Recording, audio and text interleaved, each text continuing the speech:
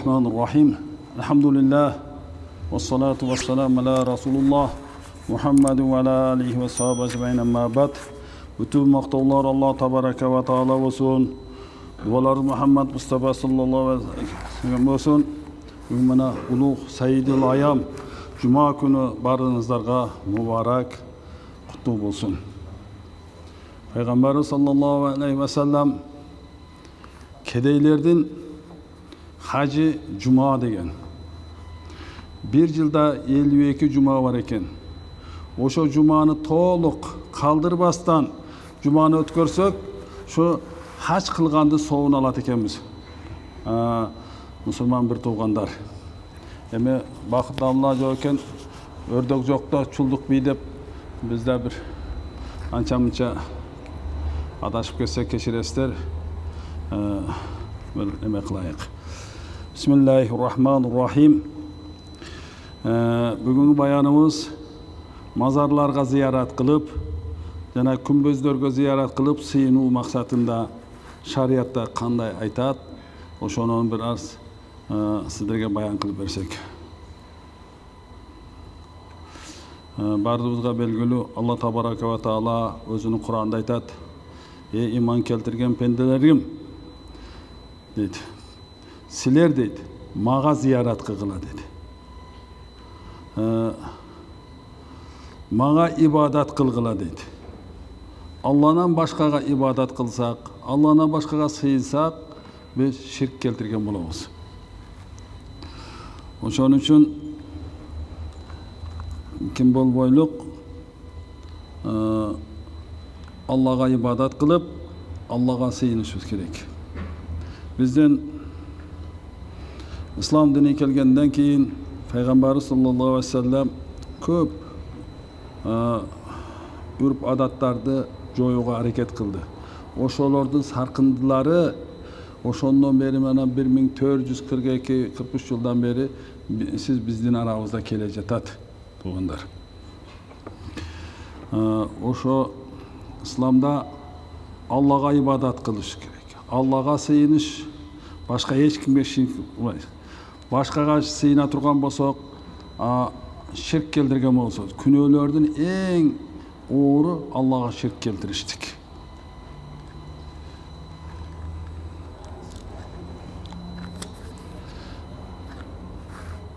Mına Peygamber sallallahu aleyhi ve sellem özünün vasiyatına aytat: "Ey ümmetlerim, sizler şirkten etiyat bolgula" deydi. Eң çoğun günü şirk. Jana deydi, tilekteriňerdi, dualaryňardy emne maksatyňar bolsa Allah'dan suragıla dedi. Menden de surabagıla, men de sizlerge okşop bir pendemin dedi. Peygamber sallallahu aleyhi ve sellem şu pende bolgondan keyin Peygamberimiz menin kolumdan eşteke kelbet degenden keyin biz bu jerde hazır top bolup alıp mazarlarga barabız. Jana kümbözlörgө barabız. Oş pirimde Sulayman toğusuna barışat. Manas atanın kümbözüge barap sıyınıp kelebиz deydi. Bu Allah'a şirk keltirgenden boladı. Şonun üçün biz Müslüman bolgondan keyin bardığını Allah'dan suranıp Allah'dan tileydik. Eğer biz Allah'dan başkaga sıyınıp Allah'ın atından başkaga mal soysak, al en çoğun günü. Maldı da soygonda biz mana hatanın urmatı da je palançı oğlayanın atına dep mal soysak, al haram. Anı jep bolboydu. Oşon üçün mal soygonda dağı Bismillah, Allahu Ekber, Allah'a dep soyubuz.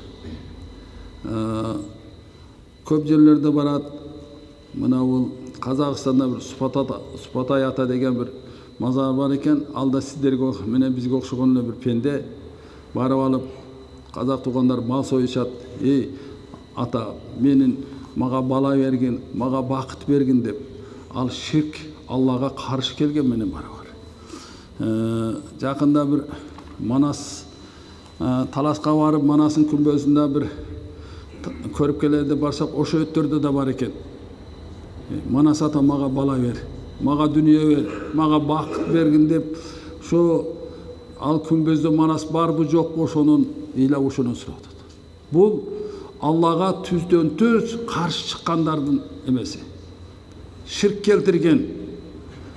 Ошондой эсе, эгер ошо бир мазарданбы же башка жактанбы бир сураса, ушундай да ширк келтирген. Бул динден чыгып кетет. Кайра иманга келиш керек.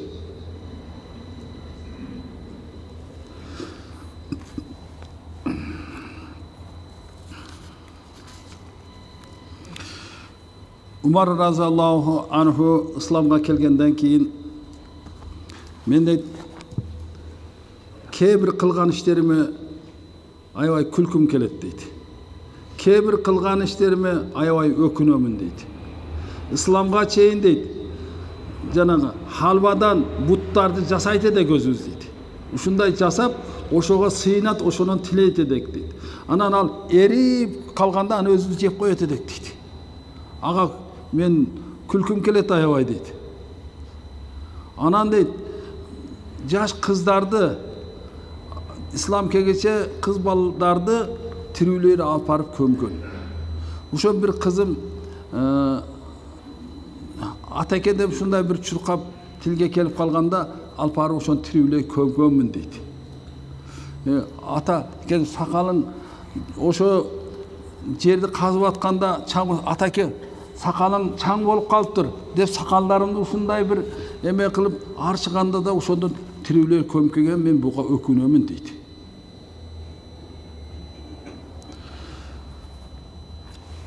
Mına bizden ayrıca Kırgızstanımızda var. Mürzelerimiz var, kaburlarımız var. Bir şaharday olup ketken.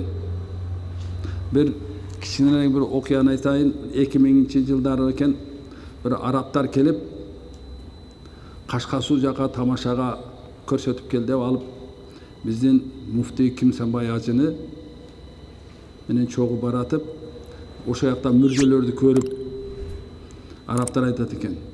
Муфтий сап, бул мусулмандарбы, гайридиндерби десе, мусулмандар десем, мусулмандар десем, гайридинге окшойт. Гайридин десе, айдын белгиси бар экен деп алар таң калды, мен уң чыга албай калдым дейт.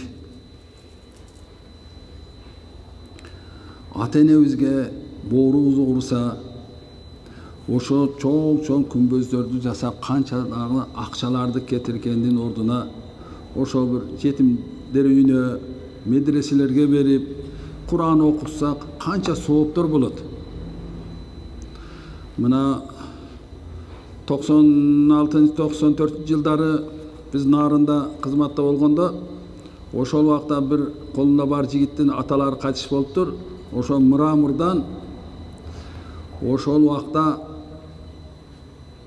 $4000 жасатып келдим. Молдеке атама ушу эстеликти дейт. Ал убакта $4000 акмактын оозунда болгон. Мен айттым, ушу 4000ге жасагандан көрө муну жерде мечит талкаланып калган, мечитти bir жасатып, ремонт кылдырып берсең болбойбу десем, менден андан эмне пайдасы бар? Мен атам дестеп жүрөм да дейт. Атаң дедим, şu kıyamatка чейин азапта болот дедим. Kıyamatка чейин атаң азапта болот, bunun üstüne эстелик койгон үчүн дедим. Анан дагы bir орчунду бизде бар. Мүрзөлөргө барып сүрөттү асып коебуз. Мына кээ бир китептерде айтат, ар бир адам мына şu сүрөткө түшсө өз эрки менен аны жыйнап койгондо кыяматта Алла Таала сен жасатыңды жасаттың, эми ошого жан салып бер деп кыяматта бизди кыйнайт экен. Сүрөткө мына паспортко түшкөнгө, же бир башка бир зарыл болгонго түшкөнгө шарият уруксат берет. Өзүнчөлөр ал көчөгө чыгып, бул жака чыгып, сүрөткө түшүп, бул дагы чоң күнөөлөрдөн болот туугандар. Анан ал ас келгенсип кабырстанга барып, сүрөттөрдү асып коебуз. Бул шариятка каршы келет болот туугандар. ошо жерге барганда майыт ээсине фериштелер келгенде айтат: сен пенде болуп өзүң жасатыңды мына асып койдуң, кана пенде Кудай болсоң ошо жак киргизип бер деп, ошондо бизге азап берет туугандар. Буга биз жакшы түшүнүшүбүз керек. Эми чоң молдолор мындай сөздөрдү айтпайт. Азыр сиз менен бизге ушундай бир сөздөр керек болуп атат, туугандар. Ошон үчүн айтып атабыз биз.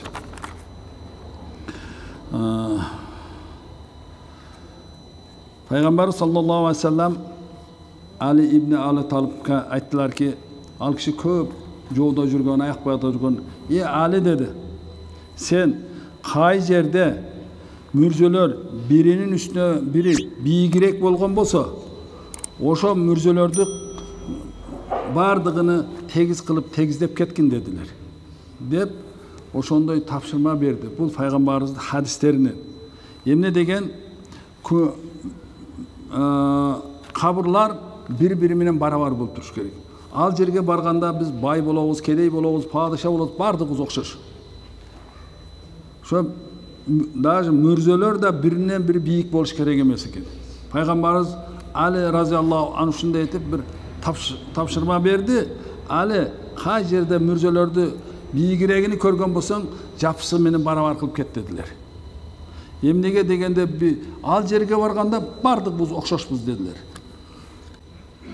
Пайгамбар саллаллаху алейхи ва саллям бу дүйнөдө жүргөндө дайым дуа кылат эдилер: Аллах, менин мүрзөмдү менин үммөттөрүмө зиярат кыла турган, сыйна турган жер кылбагын деп дайыма дуа кылып кеткен пайгамбар саллаллаху алейхи ва саллям.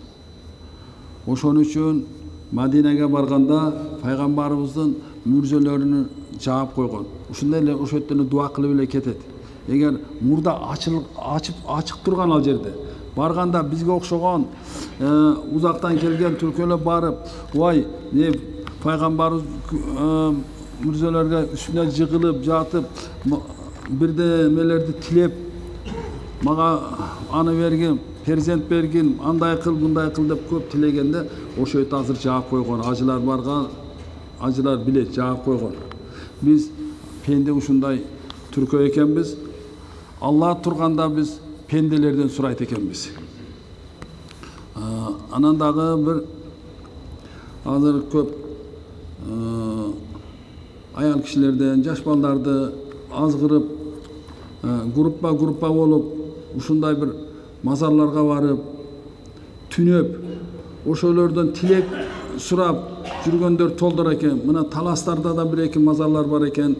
Ошо өтөргө барып түнөп кетишет экен, мал союшат экен.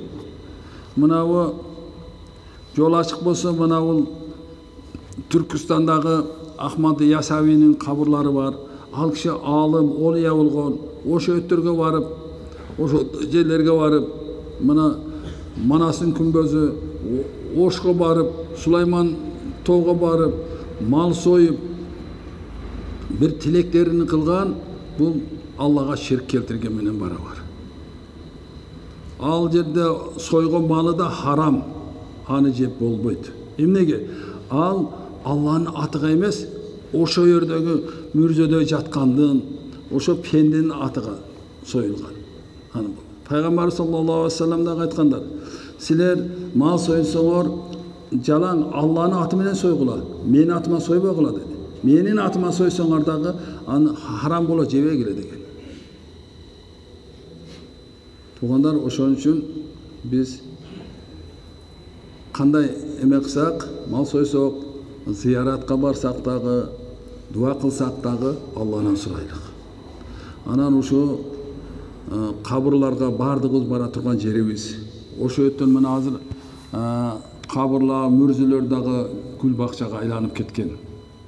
Ошондой сүрөттөрдү, эстеликтерди койдурбаганга ар бир айылда аксакалдар бар. Ошого тыюу салсак, аябай жакшы болот. Бак теккен жакшы, ал сооп болот. Пайгамбар саллаллаху алейхи ва саллям ошо мүрзөнүн ичине өтүп кетип атса, эки кабырда азап болуп турган экен. bir bақтың шағыны алып келіп сындырып екеуінің үстіне таштап қойды. Сахабалар сұрар, я Расулалла, бұл емне қылғаныңыз деді. Мұны астағы мұсылмандар деді, азапта деді. Ушул бақ құрғағыча деді, таспы қайтарып тұрады, алар азаптан құтылып тұрады деді. Андан көрі қабірстандардың жаныға барып, бақтарды тексек, ал құрғағыча шу таспы айтып тұрады, соғы ошы майтқа тиіп тұрады. Ошон үчүн қабырларды барып тазалағанда, ерте жазда барып, қабырдың үстегі чөптерді орбағыла дейді. Ал құрғағыча таспы айтып тұрады, ошо майтқа соғы тиіп тұрады. Ошон үчүн әр біріміз барып, атабыздың апарабыз жаныға бір екі бақты отырғызып қойсақ, қандай соғып болады. Ошол қияматқа чейин соғы жетіп тұрады туғандар. Ошондай қылайық. Субхана роббика роббил иzzati amma yasifun va salamun alal mursalin alhamdulillah va salatu va salam ala rasulullah. Ya Allah'ım kılgan ibadatlарыбызды өзүң кабыл кылгын. Адашкан болсак бизди адашкан жолубузга салган. Өз туура жолго салгын. Өзүңө ибадат кылышка Алла насип эткин. Аллаху акбар.